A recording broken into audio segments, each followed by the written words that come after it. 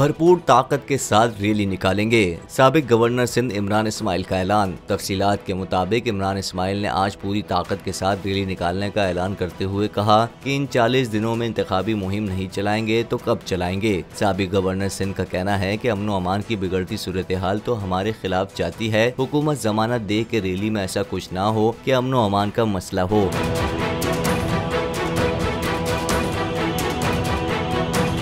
सिंध से रुकने असेंबली के मुबैना अगवा पर कहा कि अरसलान ताज का अभी तक कुछ नहीं पता चल सका। अरसलान ताज का क्या कसूर है, क्या इल्जाम है। मामले पर ना कोई FIR काटी गई ना दी गई। जबकि जिले शाह की हलाकत के बारे में उनका कहना था कि इसकी मौत को एक्सीडेंट कहा गया। बताया जाए कि FIR इमरान खान के खिलाफ क्यों कटी। जिले शाह की पोस्टमार्टम रिपोर्ट में सब लिखा है कि कहां कहां तशद्दुद किया गया। अगर ट्रैफिक हादसा हो तो क्या कपड़े फटे हुए होते हैं, जिस्म पर खराश के निशान होते हैं। जिले शाह के साथ ऐसा कुछ ना था। उन्होंने इल्जाम आयद किया कि मरियम नवाज की मुबैना ऑडियो में जिले शाह के कत्ल को कवर अप करने का प्लान वाज़ेह है।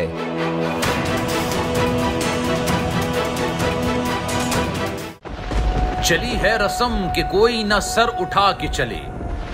हुकूमत का आजादी सहाफत पर वार। बोल के खिलाफ हुकूमत की इंतकामी कार्रवाइयों में शिद्दत आ गई। कोच चेयरमैन बोल शुएब शेख को बगैर किसी जुर्म के गिरफ्तार कर लिया गया। अदालती अहकामात की धज्जियां उड़ाते हुए कोच चेयरमैन बोल शुएब शेख को मुंह पर कपड़ा डालकर अदालत में लाया गया और हाथों में हथकड़ियां भी लगाई गई। इसी पर हुकूमत की इंतकाम की आग ठंडी ना हुई। बिना किसी नोटिस और वारंट के इस्लामाबाद में उनके घर पर धावा बोलकर तोड़ फोड़ की गई और सारा सामान उठाकर बाहर फेंक दिया गया। ना कोई फिरौन झुका सका, ना कोई कारून खरीद सका।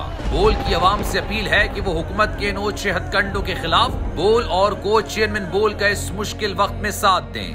बोल आला अदलिया से इंसाफ का मुंतज़िर है। हम सरबकफ उठे हैं कि हक़ फतायाब हो। कह दो उसे जो लश्करे बातिल के साथ है।